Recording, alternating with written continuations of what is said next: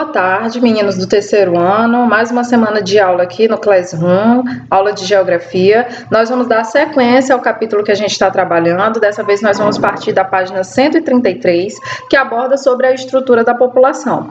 A nossa aula, ela está dividida da seguinte maneira. Nós vamos trabalhar as pirâmides etárias, a população economicamente ativa, a PEA, a distribuição de renda e o crescimento econômico e o desenvolvimento social. Em relação à pirâmide etária, do que ela se trata? A minha imagem está na frente dos slides, mas eu vou colocar um arquivo referente aos slides e vocês vão visualizar melhor, tá? Então, a pirâmide etária é um gráfico que mostra o número de habitantes. Por que ela recebe esse nome, esse termo? Porque anteriormente, esse gráfico ele tinha uma aparência de uma pirâmide, em que a base era maior e o topo era menor. Com o passar do tempo, tá? Esse gráfico, ele, apesar de ser chamado ainda de pirâmide, ele não se assemelha com uma pirâmide, tá? Mais à frente nós vamos observar por quê. Então, esse gráfico, ele aborda sobre o número de habitantes, em que em um eixo tem as idades, em outro eixo tem o número de habitantes.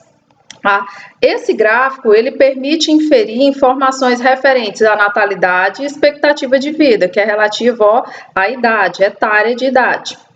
Antes, era visualizado como meio de caracterização do desenvolvimento do país. Quanto mais a pirâmide, o gráfico, se assemelhasse com uma pirâmide, com a base maior e o topo afunilado, muitos estudiosos caracterizavam aquele país como um país de baixo desenvolvimento econômico, porque caracterizava uma natalidade alta e uma expectativa de vida baixa.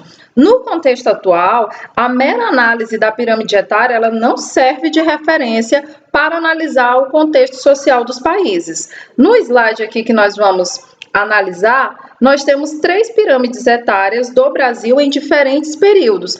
Essa pirâmide etária aqui é do Brasil em 1970.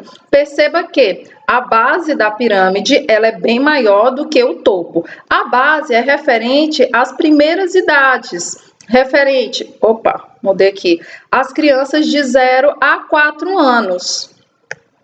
Deixa eu ajustar aqui. E o topo são aos idosos. Quando a base de uma pirâmide ela é maior do que o topo, significa que naquele país há uma taxa de natalidade elevada, tem um número de jovens grande, só que pelas condições de vida, médico, sanitária, assistência de modo geral, as pessoas não conseguem chegar a uma idade avançada. No próximo vídeo eu continuo.